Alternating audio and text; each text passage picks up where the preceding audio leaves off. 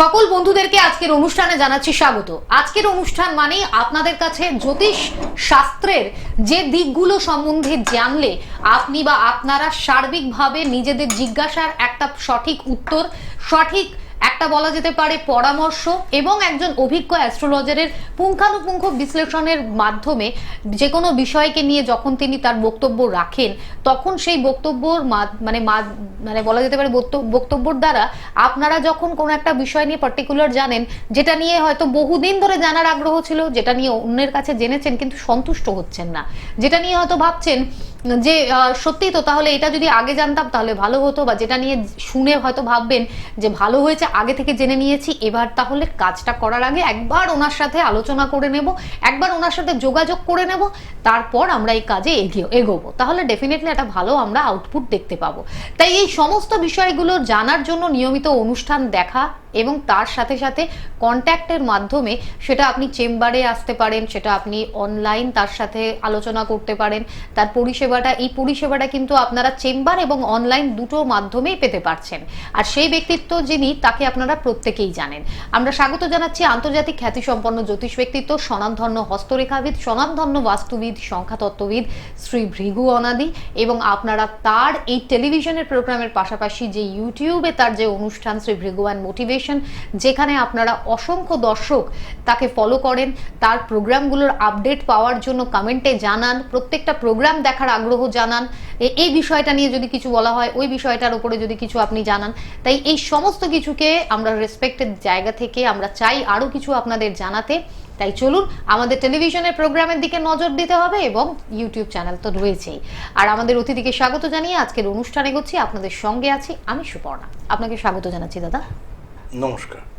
উপস্থিত সকলকে আমার আন্তরিক প্রীতি, শুভেচ্ছা, ভালোবাসা, বড়দের শ্রদ্ধা ও নমস্কার জানিয়ে প্রত্যেক দিনের মতন আজকেও চেষ্টা করবো আপনাদের এবং আমাদের জীবনযাত্রার বিশেষ কোনো দিক নিরূপণ। একেবারে তাই। আমরা অর্থনৈতিক ক্ষেত্রে প্রত্যেকে চাই জীবনে উন্নতি করতে, তবে এই অর্থনৈতিক ক্ষেত্রে উন্নতির কিছু লক্ষণগুলো যদি আজকে জানা যায় তাহলে বলুন ব্যাপারটা কতটা ইন্টারেস্টিং হয়ে যাবে। তাই আজকে আমরা প্রথমেই দাদা আপনার কাছ থেকেই আর্থিক উন্নতির কিছু লক্ষণ যদি আপনি হস্তরেখার মাধ্যমে কিভাবে কোনো ব্যক্তি জানতে বা বুঝতে পারবেন, একটু যদি কিছু বলেন। প্রথমত, এর আগে বহুবার বলেছি, আবার নতুন করে বলবার চেষ্টা করব। প্রত্যেকটা মানুষের হাতের নেচার আলাদা আলাদা, হাতের রং আলাদা আলাদা। তো নেচারের মধ্যে রঙও পড়বে, রেখা পড়বে। কোনো রেখার ডেপথ আছে, ডেপথ মানে কোনো রেখা খুব মোটা, খুব সরু, কোনো রেখা ফাটা। কিন্তু সবসময় খেয়াল রাখতে হবে যে কোনো জিনিস ভালোটা যেমন ভালো, একটা রাস্তা ভাঙা রাস্তা ভালো না। সবসময় ভাগ্যরেখাটা যদি স্টেডি হয়, পরিষ্কার হয়, পরিচ্ছন্ন হয়, মণিবন্ধ থেকে সরাসরি শনির দিকে যদি ওঠে, সেই ভাগ্যরেখা তার উন্নতি সহায়ক হয়। এটা প্রথম। তাহলে ভাগ্যরেখা কাকে বলে যারা জানেন না, যারা পুরনো দর্শক জানেন, প্রথমত হাতের 5টা রেখা নিয়ে মূল হাত গঠিত হয়। তার মধ্যে যেটা একটাকে আয়ুরেখা বলা হয়, প্রথম আয়ুরেখা বিচার হয়। যদি বেঁচেই না থাকে তাহলে ভাগ্যের কোনো প্রশ্ন নেই।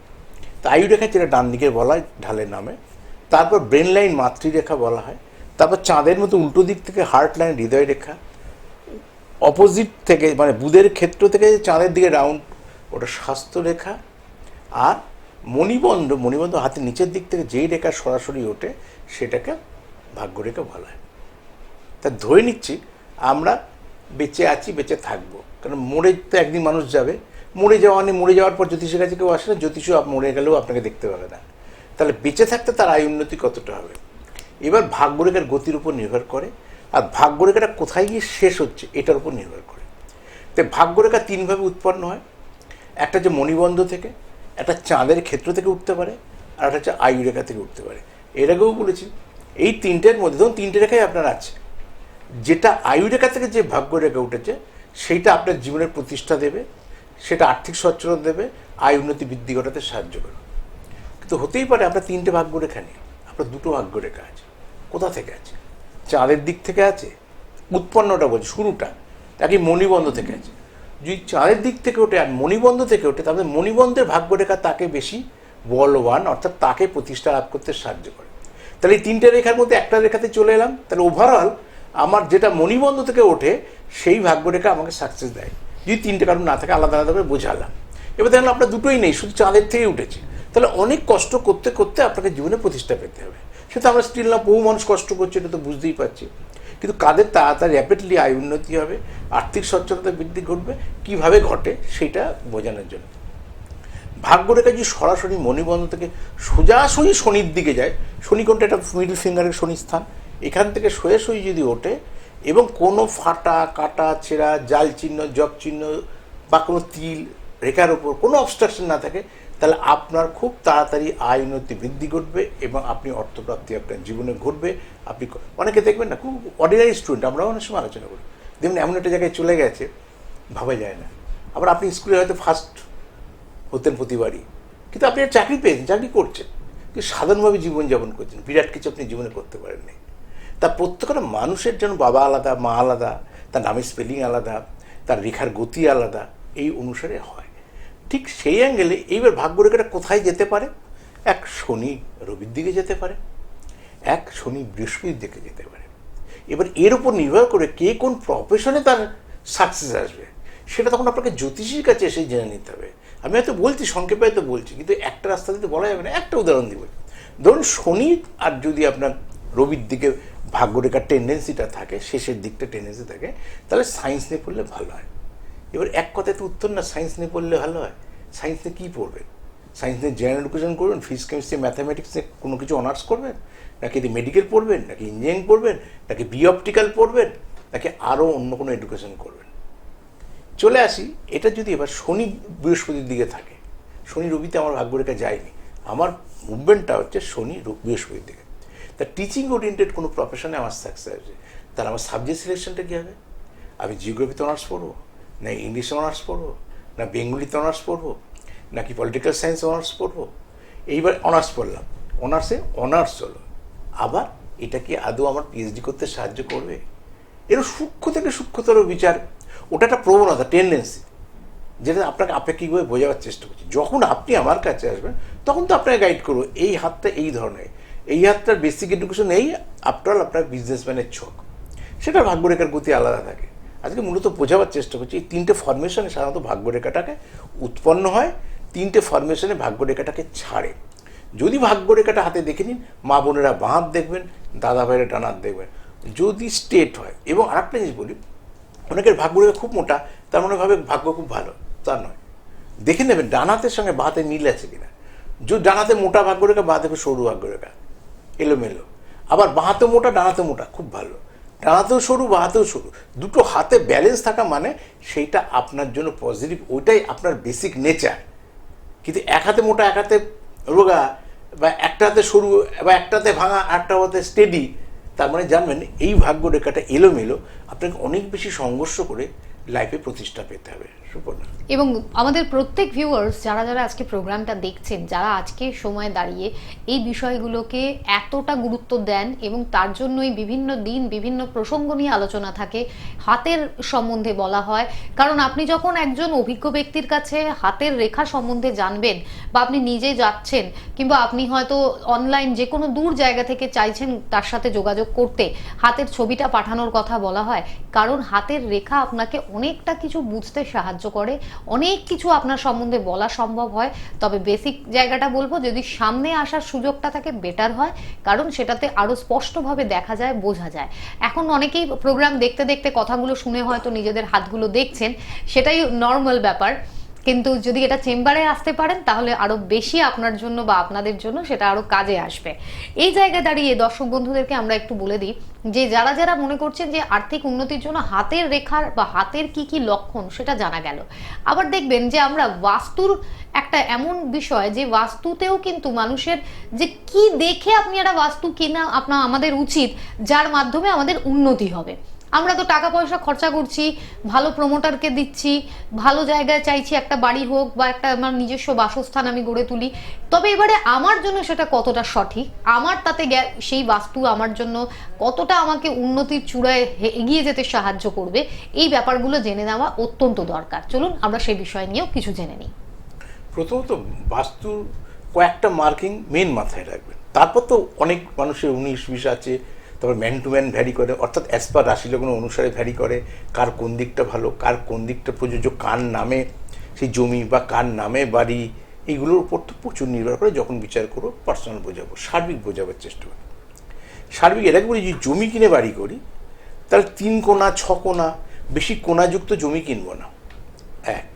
দ্বিতীয় কথা হচ্ছে, জমি কোণাযুক্ত কিনলে আমাকে স্কোয়ার বানাতে হবে, তাহলে জমিটা খেয়ে যাবে, তার পয়সাটা আমার থাকলো না। ট্রান্সফর্মার আছে, মানে হাই ইলেকট্রিসিটি আছে, এরকম কোনো কাছাকাছি আমি না ফ্ল্যাট, না বাড়ি, না আমি জমি কিনবো। এটা সাংঘাতিক একটা নেগেটিভ এনার্জি বহন করে। সেখানে যদি থাকেন, আপনার আয় উন্নতি আপনার গ্রাস করতে থাকবে। যতই টাকা রোজগার করুন, আস্তে আস্তে সেই টাকা পয়সা আপনার নষ্ট হতে থাকবে। 2, 3 নম্বর হচ্ছে আপনার বাড়ির ঢোকাটা, ফ্ল্যাটেই যাই আর আমি নিজের বাড়ি কিনি, একটা দিকে ঢুকবো, তার ঢোকাটা কোন দিকে? যদি পূর্ব দিক হয় অথবা উত্তর দিক করে হয় তাহলে খুব ভালো। যদি সেটা পশ্চিম হয় বা সেটা উত্তর দিকে হয় তাহলে ভালো না। সব থেকে ভালো পূর্ব দক্ষিণ। মানে ধরুন আমি পূর্ব দিকে ঢুকলাম, আমার সব ফ্ল্যাট, আমার ঘরগুলো সব দক্ষিণে পড়লো, রাইট সাইডে পড়বে, আর লেফট সাইডে উত্তর হবে। তাহলে পূর্ব দিকে ঢোকা সব থেকে ভালো। নিয়ে পেলেন না, তাহলে আমি দক্ষিণ দিক মুখ করে ঢুকবো। আমি যদি দক্ষিণ দিকে মুখ করে ঢুকি, তাই ন্যাচারালি আমার রাইট সাইডে পড়বে পূর্ব দিক। পূর্ব দিকের ডান দিকে যেন দক্ষিণ দিক পড়বে, আবার দক্ষিণ দিকের ডান সাইডে কিন্তু পূর্ব দিক বুঝবে। তাহলে আপনাকে পূর্ব দিকে ঘর করতে হবে। এইটা ঢোকাটা মাথায় রাখবেন। প্লাস ঢোকাটা সিঁড়িতে উঠুন আর লিফট দিয়ে উঠুন, সবসময় রাইট টার্নে হতে হবে। মানে আপনি যেখান দিয়ে ঘুরছেন, যেমন আপনি 20 তলায় ফ্ল্যাট কিনেছেন, সিঁড়িতে উঠবেন তো না, লিফট দিয়ে উঠে কোন দিকে যাচ্ছেন। সবসময় আপনি যেখান দিয়ে উঠছেন তার ডান দিকে ফ্ল্যাট নেবেন। পেলেন না, সোজাসুজি নেবেন তাও ভালো, বাঁ দিকে কোনো ফ্ল্যাট নেবেন না। বাঁ দিকে আপনার ওঠার মুহূর্তে যদি সেই ফ্ল্যাটের বাঁ দিকে থাকে, সেই ফ্ল্যাট কিন্তু আপনার অশুভ। বাড়ি করলে একতলা দোতলা বানালেন, ওইটা নয় সব সিঁড়ি দিয়ে ওঠা যায়। সিঁড়িটার মুভমেন্টটা ওরমভাবে বানাবেন যে আমি যেখান দিয়েই আমি প্রথম ঢুকলাম, ঢুকে যেন আমার টানটা কিন্তু ডান দিকে থাকে মেজর ঘরগুলো। আবার আমি সিঁড়ি দিয়ে উঠলাম, সিঁড়িটাকে এমন করে করলাম, উঠে যেন সিঁড়ি থেকে উঠে আমি চাতাল দিয়ে উঠে আমি ডান দিকের ঘর যেন পাই, বাঁ দিকের যেন ঘর না থাকে। বাঁ দিকের ঘর সবসময় কিন্তু অশুভ। কিছু কিছু বাঁ দিকের ঘর দিকের ওপর কিছু কিছু নির্ভর করে, কিন্তু আফটার অল মেন এন্ট্রেন্স সিঁড়ি আপনি ভাঙতে পারবেন না। সিঁড়ি পুরো বাড়িটাকে জুড়ে রাখে। সিঁড়ি ফট করে আপনি রাতাতে মনে করলে সিঁড়ি পুরোটা ভাঙতে পারবে না, ভিত ফিত সব নড়ে যাবে। তেমন সিঁড়ি চেঞ্জ করা যায় না। ঠিক সেই পয়েন্ট অফ ভিউ থেকে তার ইলেকট্রিসিটিকে প্রথম গুরুত্ব দেওয়া, কোনাকুনি জমি যেন না হয়। তারপর হচ্ছে কোন দিকে মুখ করে ঢুকছি, কোথা থেকে কোন দিকে টান নিচ্ছি আমি বাড়ির। তারপর তো ওয়াশরুম আছে, যে ওয়াশরুমটা আমি কোন দিকে রাখবো, ওয়াশরুমের প্যানটা আমি কোন দিকে বসাবো, এর আগে বহুবার বলেছি। এটা হচ্ছে আর একটা গুরুত্বপূর্ণ, কারণ আমাদের রান্নাঘর অনেকেরই নেই ওপেন রান্নাঘর, কিন্তু ওয়াশরুম তো ওপেন হয় না। আর ওয়াশরুম থাকবেই, যত ছোট হোক একটা হলেও থাকবে। ওয়াশরুমের প্যানটা কোন দিকে বসছে এটাকেও বলেছি। সবসময় পূর্ব দিক করে কখনোই প্যান বসাবেন, অর্থাৎ পূর্ব দিকে মুখ করে আমরা টয়লেট করব না বা পটি করব না। তাহলে আপনি পশ্চিম দিকে করতে পারেন, কোনো অসুবিধা নেই।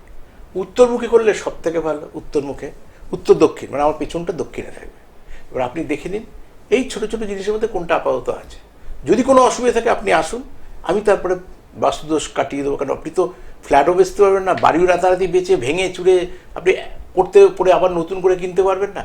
যেটা আছে সেটা কি করে অ্যাডজাস্ট করা যায় সেটা আমি চেষ্টা করব। আর যারা নতুন কিনবেন ভাবছেন, এই লক্ষণগুলো তারা খেয়াল করবেন। বাদবাকি অ্যাজ পার রাশি লগ্ন অনুসারে তা আপনাকে স্পেশাল গাইড করবো যে আপনার যার নামে কিনছেন তার জন্য এই গুরুত্ব দেওয়া উচিত। সুপর্ণা, আমাদের ভিউয়ার্সদেরকে আমরা একটু মনে করিয়ে দিই, কন্ট্যাক্ট করছেন যারা, কবে কোথায় কিভাবে সুযোগ পেয়ে যাচ্ছেন আপনারা। এতদিনে নতুন ভিউয়ার্স যারা, তাদেরকে একটু বলবো, অবশ্যই আমাদের রেগুলার ভিউয়ার্স যারা, তারা কিন্তু সমস্তটাই জানেন। তাই জন্য তবুও আমরা একবার আপনাদের জানাই, যারা যারা কন্ট্যাক্ট করবেন তারা পাচ্ছেন বিভিন্ন চেম্বারগুলোতে প্রত্যেক সপ্তাহের বুধবার রাসবিহারীর চেম্বারে আপনারা পেয়ে যাচ্ছেন, রাসবিহারী এভিনিউ পেয়ে যাবেন প্রত্যেক বৃহস্পতিবার, শনিবার এবং রবিবারে খড়দায়, আর প্রত্যেক সপ্তাহের শুক্রবার পেয়ে যাবেন আপনারা শিয়ালদায়। চলে আসছি এখানে, নামের বুকিংটা কিন্তু ফার্স্ট কাজ, তাই 9830143766 নম্বরে যোগাযোগ করছেন, করে নামের বুকিং করে চেম্বারে পৌঁছচ্ছেন। চলে আসি বাইরের চেম্বারগুলোর ক্ষেত্রে যারা যারা অনলাইন চাইছেন কন্ট্যাক্ট করতে, অথবা যদি আপনি শহরেই থাকেন তবুও অনলাইন চাইছেন কন্ট্যাক্ট করতে, সেক্ষেত্রে আপনারা একই মোবাইল নাম্বারে কল করে যখন আপনি জানাবেন যে আপনি অনলাইন যোগাযোগ করতে চাইছেন বা তার কাছ থেকে অনলাইন সাজেশন নিতে চাইছেন, পাবেন একটি হোয়াটসঅ্যাপ নাম্বার। সেই নাম্বারে নিজের নাম, আপনি কি জানতে চান, আপনার প্রশ্ন, আপনার বার্থ ডেটা, আপনার 2 হাতের ছবি, গার্জিয়ানের নামের প্রথম অক্ষর এবং যে পারিশ্রমিক সেটা পাঠিয়ে দেওয়ার 48 ঘন্টার মধ্যে নিজের জিজ্ঞাসার যেটা উত্তর সেটা আপনি পেয়ে যাচ্ছেন। এর বাইরে আসি, বাইরের কিছু জায়গা থেকে, বিশেষ করে জেলার জায়গাগুলো থেকে আমাদের প্রচুর ভিউয়ার্স যারা রয়েছেন তারা চাইছেন একবার যদি সেখানে আমাদের অতিথি একটু নিজের সময় যদি তাদেরকে দিতে পারেন। তাই জন্য রানাঘাট, কৃষ্ণনগর, বর্ধমান, নবদ্বীপ, দুর্গাপুর সহ একাধিক এই জায়গাগুলোতে প্রত্যেক মাসে একবার কিন্তু আপনাদের কাছে সুযোগ থাকবে। তবে কবে, কোথায়, এটা আপনারা ব্যক্তিগতভাবে যখন কল করবেন, যে কন্ট্যাক্ট করে, তখন সেখান থেকে জানবেন।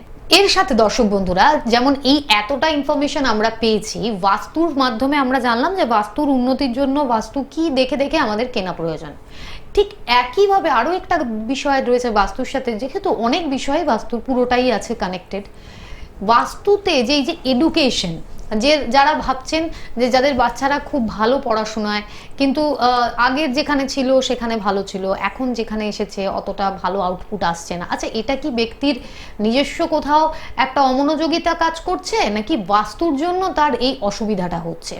এই ক্ষেত্রে আমাদের কিভাবে এটা আমরা বুঝতে পারবো? চলুন এই বিষয়ে একটুখানি আমরা জানবো দাদা। প্রথম 2-3টে বিষয় সার্বিক ক্ষেত্রে, ধরো ভাড়া বাড়ি চেঞ্জ করা ইজি। তুমি যদি 5টা বাড়ি চেঞ্জ করে থাকো, কোন বাড়িতে ভালো ছিল তুমি নিজের জীবনে আপনি বুঝে যাবে। কিন্তু বাড়িটা যদি নিজের না, কিছু করার নেই, ফিরেও যেতে পারবে না। কিন্তু বক্তব্য যে তোমার বেসিক্যালি তোমার মেমোরির সমস্যা থাকলে, বেসিক্যালি তোমার চঞ্চলতার কারণে যদি পড়াশোনা না হয়, বেসিক্যালি আত্মগৌরব গ্রহ খারাপ থাকার জন্য বাচ্চারা যদি পড়াশোনা না হয়, সব বাড়িতেই হবে না। তা কোনো একটা বাড়িতে গিয়ে হতো, কোনো একটা বাড়িতে হচ্ছে না। এখানে বাচ্চা অমনোযোগী হয়ে যাচ্ছে, তাহলে দিকটা ঠিক নেই। বাড়ির যে স্টাডি রুমটা ভুল আছে, স্টাডি রুমে যেদিকে করছে সেদিকে কালারটা ঠিক নেই। কারণ প্রত্যেকটা রাশিলগ্ন বিচার করে যে বাচ্চার ক্লাস ওয়াইজে স্টাডি রুমের কালার করতে হয়, সেই অনুসারে দিক নির্ণয় করতে, কোন দিকে বাচ্চাটা মুখ করে বসবে। বাচ্চা বলছি কথাটা আমাদের ছোটোবেলায় বলছি, সেই বাচ্চা লোয়ার নার্সারি থেকেও বাচ্চা বলবে, ক্লাস 8-এ বললেও আমরা বাচ্চা বলবো, যে আমার বোনটা গ্র্যাজুয়েশন করছে সেও আমার কাছে বাচ্চা। কিন্তু কোন বয়সের বাচ্চাটা, সে অনুসারে তার স্টাডি রুমের কালারগুলো আলাদা হবে। কি স্পেশালাইজেশন করছে, যেরকম আইডিয়াল এডুকেশন, আইডিয়াল প্লেস বলি না, কী ধরনের সাবজেক্ট নিয়ে পড়লে কোথায় গেলে কেরিয়ারটা হবে, ঠিক সেরকম কী ধরনের কালারটা ব্যবহার করলে হবে। আবার একই পরিবারে বেশি ঘর দৌড় নেই, স্টাডি রুম বলে কিছু মানার পায়দি নেই। কখনো সে রান্নাঘরের সামনে পড়ছে, কখনো ডাইনিংয়ে পড়ছে, কখনো সে বেডরুমে এসে পড়ছে। এইগুলো তো আমাদের সাধারণ ঘরেতে এলোমেলো হয়েই থাকে। এই কারণে দিক নির্ণয়টা একটা বিরাট ব্যাপার। আর কিসের ওপর বসে পড়াশোনা করলে মনোসংযোগ ঘটে। যেমন লোহার কোনো কিছুতে আজকাল খুব একটা সময় যুগ থাকে, তো কাঠের দাম বেড়ে গেছে বলে দেখবেন কেমিক্যাল, লোহার রড বা উপর খাট, বিভিন্ন ফার্নিচার বেরিয়েছে। ঘুমিয়ে থাকেন, ঠিক আছে, সেগুলো নিয়ে আমি কিছু বলার কিছু নিয়ে আপনার ক্ষমতা অনুসারে কিনবেন, কিন্তু বাচ্চাকে লোহার চেয়ারে নিজেও বসবেন না। লোহার চেয়ারে বসে শুভ কাজ আপনার জীবনে কিছু হবে না। তাই লোহার নেগেটিভ এনার্জি বহন করে। হয়তো ভূত পেতের স্বপ্ন দেখবেন না, যার জন্য তার জালের কাঠি নিয়ে ঘুমালেই যথেষ্ট ছিল। মার আগে কোমরে বেঁধে দিতাম, টিং টিং করে দৌড়তাম আমরা ছোটোবেলায়। তার জন্য ওটা তার জন্য লোহার চেয়ার কিনবো কেন, লোহার খাট কিনবো কেন? লোহার কাঠে শোয়াও যেন শুভ নয় গার্জেনের, সেরকম লোহার কিছুর মধ্যে বসবো না, শক্ত কিছু বসবো। সে শক্তটা যে কোনো কাঠের হতে পারে, ফাইবারের হতে পারে, যে কোনো কিছুর হতে পারে, লোহাটা বাদ দিই। আর অ্যাজ পার রাশিলগ্ন অনুসারে তার পূর্ব কোন দিক হবে, পূর্ব দিক, পশ্চিম দিক, উত্তর দিক না দক্ষিণ দিক, নাকি তাকে পূর্ব দিক উত্তর দিক করব, নাকি পূর্ব দিক দক্ষিণ দিক করব, না দক্ষিণ দিক পশ্চিম দিক করব, নাকি পশ্চিম দিক উত্তর দিক করব। এই দিকগুলো কিন্তু বাচ্চাদের পক্ষে সাংঘাতিক বোঝার বিষয়। শুধু লোয়ার নার্সারি বাচ্চা না, যেদিকে পারলো খেলছে টেলছে, সেই বাচ্চার কথা বলছি না। সে বাচ্চাকে দিন নির্ণয় তো করে বোঝাতে পারবে না, শুধু নিচের নেদা বাচ্চা খেলা করবে। কিন্তু এই বাচ্চা আমি একদম গ্র্যাজুয়েশন লেভেলের উপর বোঝানোর জন্য বলছি। সবাই আমাদের ছোটো, তাই সন্তানের মতো করে বাচ্চা বলে। সে কী পড়ছে, একটা গ্র্যাজুয়েশনের করছে, তাকে একরকমভাবে গাইড করা, যে মাধ্যমিক দিচ্ছে তাকে একরকম করে গাইড করা, যে ক্লাস 6, 7, 8-এ পড়ছে তাকে একরকম গাইড করা, আর যে 2+ গিয়ে সবে ভর্তি হচ্ছে তার জন্য এইসব গাইডেন্সে কোনো দেখার দরকার। শুধু কিছু পড়ে টোরে থেকে মুখে দিচ্ছে কিনা, ইনফেকশন হবে কিনা, এগুলো দেখার দরকার। বোঝাতে পারছি যে ফারাকটা কোথায়। তাহলে এডুকেশন হওয়ার অনেকগুলো কারণ থাকে, অনেকগুলো না কারণ। আর প্রত্যেকটা বাড়ির কিন্তু নিজস্ব পরিবেশ আলাদা থাকে, যেটা ভাড়া বাড়ি থাকলে বুঝতে পারবে। এই 5টা বাড়িতে আমি জীবনে ভাড়া ছিলাম, কোন বাড়ির পরিবেশটা কেমন ছিল। একটা হচ্ছে বাহ্যিক পরিবারের সঙ্গে কেমন মিলেছিলেন, আর একটা কোথায় আয় উন্নতি হয়েছিল। কিন্তু অনেক পরে এসে আমরা ভাবি না, কিন্তু নিজের বাড়িতে যখন আসেন আপনার পরিবেশটাকে কিন্তু সেইভাবেই তৈরি করতে হবে, আপনার মতন করে উপযুক্ত হবে। ওই কারণে আপনার সন্তান কোথায় পড়ছে, কোন ক্লাসে পড়ছে, আগে এসে যেরকম বিচার করাবেন সেখানে বাস্তুটা ঠিক আছে কিনা, আইডিয়াল দিক কোনটা, কিসের ওপর বসে পড়বে, সেই চাদরের কালারটা কী হবে, সেই চাদরের আদৌ বিছানায় বসে পড়বে নাকি বিছানায় বই খাতাগুলো রেখে বিছানায় স্টাডি করবে, নিচটা অন্তত গ্রাউন্ডে থাকবে, সেই জায়গাগুলো কিন্তু আমাদের খেয়াল রাখতে হয়। কিংবা উঁচু কোনো টুলে আমি বেসটা করব, যে দিকটা দৃষ্টি পড়ছে সেই দিকের কালার ফ্লেভারটা কী হবে, যাতে বাচ্চার মনোসংযোগটা আসে। যেদিকে তাকাচ্ছি সেদিকে কী কী সিম্বলিক কী কী জিনিসপত্র আমি রাখতে পারি, যে জিনিসগুলো আমার বাচ্চার পড়াশোনায় মনোসংযোগকে বাড়িয়ে তুলতে পারে। এরকম অনেক কিছু রয়েছে যেগুলো সূক্ষ্ম থেকে সূক্ষ্মতর বিচার না করে যখন আসবেন তখন হয়তো গাইড করার চেষ্টা করব। আজকাল দাদা প্লাইউড এবং এই কি বলে প্লাইউডের এবং হচ্ছে যে ছোট ছোট টেবিলগুলো আমরা দেখি বা ফাইবারের যেগুলো থাকে সেগুলোও কি তাহলে সঠিক নয়, মানে এক্ষেত্রে? এগুলো ঠিক আছে তো, আচ্ছা, লোহা তো নয়, সব চলবে, এগুলো চলবে, এগুলো সবই চলবে। সুতরাং দর্শক কিন্তু লোহা, আয়রন, স্টিল এই প্যাটার্নগুলোকে বাদ দিতে হবে। তাহলে আপনারা যারা হয়তো বাচ্চাদের জন্য টেবিল কিনছেন সেক্ষেত্রে এই জায়গাগুলোর দিকে যদি একটু নজর রাখেন, বা পড়ার সময় তাকে এমন একটা জায়গায় বসাচ্ছেন যে জায়গাটাতে বসালে তার পড়ার প্রতি মনোযোগিতাও বাড়বে। এবং বাস্তুর যে দিকটা নিয়ে আমরা জানতে চাইছিলাম যে বাস্তুতে কোন দিকটা কি, এগুলো আরো ভালোভাবে আপনি জানার সুযোগ পাবেন যখন আপনি পৌঁছবেন চেম্বারে, কোন ডিরেকশন কি। এ কারণে বাস্তুবিদ যারা থাকেন, তারপরে ধরো অনেক কিছু ব্যাপার আছে, হ্যাঁ, তুমি কি ধরনের সাবজেক্টের উপর পড়াশোনা করছো, কি ধরনের পোশাক পরে পড়তে বসবে, কালারের ব্যাপারটা, কালার প্রচুর ব্যাপার। যেমন দেয়ালের গুরুত্ব, দেয়াল তো রোজ চেঞ্জ করবে না, কিন্তু পোশাক চেঞ্জ করতে পারি। আমি ক্লাসে 8 পড়ি, ছোট বাচ্চা আছে, উচ্চ মাধ্যমিক পর সেই পোশাকটা নাও পড়তে পারি। আজকে আমি বড় হয়ে গেছি, মনে হচ্ছে আজকে শাড়ি পরে বসি, বোঝানোর জন্য বলছি, চেঞ্জ তো মানুষ হতে থাকবে। ওই শাড়ির কালার, পোশাক আশাকের কালারের উপরও কিন্তু মনোসংযোগ সাবজেক্ট অনুসারে হয়।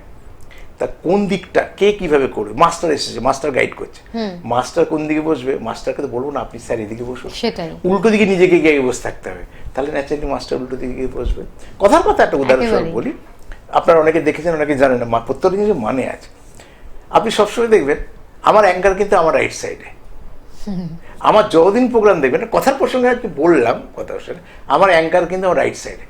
এর অনেক মানে রয়েছে, আধ্যাত্ম রয়েছে, বা সম্পর্কগত একটা রয়েছে, আয় উন্নতির একটা ব্যাপার আছে, যাতে কখনো কোনো অবস্থাতে আমি তো চাইব না আমার প্রোগ্রামটা ডিমোশন হোক, যে মানুষের কাছে যাচ্ছে সেই মানুষের কাছে সঠিক বার্তাটা যেন যাক। আমি বাদিকেও বসাতে পারতাম, বাদিকে ডান দিকের ভ্যালু কি আছে না, বাদিকে নিঃশ্বাসের একরকম ভ্যালু, ডান দিকের নিঃশ্বাসের ভ্যালু কে বুঝবে, যে নিঃশ্বাসটা নিয়ন্ত্রণ করতে পারে, যে আধ্যাত্মিক চেতনা সম্পন্ন, যার কাছে নিঃশ্বাসের ভ্যালুটা আছে, সে নিঃশ্বাস নিয়ে বুঝতে পারবে। ঠিক সেরকম ডান দিকের ভ্যালু কি, বাঁ দিকের ভ্যালু কি, আমি আমার সতীর্থকে কোন দিকে বসালে আমার ভালো হবে তারও ভালো হবে, সেইগুলো কিন্তু এগুলো বাস্তুরই একটা অঙ্গ। নাহলে যে কোনো দিকে বসাতে হবে। আমার এই যারা আছে আমার ক্যামেরাম্যানরা, আপনি বসিয়ে দেন ওকে না এদিকে বসান, কোনোদিন বলিনি, কিন্তু আমরা অন্য ইয়েরও দেখবেন সে আবার তার এইদিকে বসিয়েছে। আবার কোনো কোনো অ্যাঙ্কার বলতে শুনেছি, আমাকে অনেকে বলে আমাকে না এইদিকে ভালো লাগে। তাহলে তোমার যেদিকে খুশি তোমার ভালো লাগুক, তুমি টোল পড়া দেখাবে, তোমার এইদিকে হয়তো টোল পড়ে, টোল যেদিকে খুশি পড়ুক, ও নিয়ে আমার কোনো ভাব নেই। আমার সঙ্গে যখন বসবে তুমি রাইট সাইডে বসবে, আমাকে ওসব নিয়ে কেউ কথা জিজ্ঞাসা করে না। প্রত্যেকটার মানে সব আলাদা আলাদা। যেরকম আপনি একটা জিনিস উদাহরণ দিয়ে বলি, আমরা অনেকে জানি না, এই সিদ্ধিদাতা গণেশ আর মা লক্ষ্মী কিন্তু স্বামী স্ত্রী নয়। আমরা অনেকে ভুল করি, ওনারা কিন্তু স্বামী স্ত্রী না, এটা বিরাট অপরাধ হয়ে যাবে। ওনারা কিন্তু ভাই বোন। তো ভাই বোন কোন দিকে থাকার কথা, ছবি তুলতে গেলেও মার্কিং রাখতে হবে। সবসময় আপনি দাদা হোক ভাই হোক, আপনার রাইট সাইডে কিন্তু আপনার বোন থাকবে, লেফট সাইডে কে থাকে, অর্ধাঙ্গিনী থাকে। তো লক্ষ্মীমাকে কখনো গণেশের বাদ গিয়ে ভুল করেও রাখবেন, অনেক বাড়িতে রয়েছে।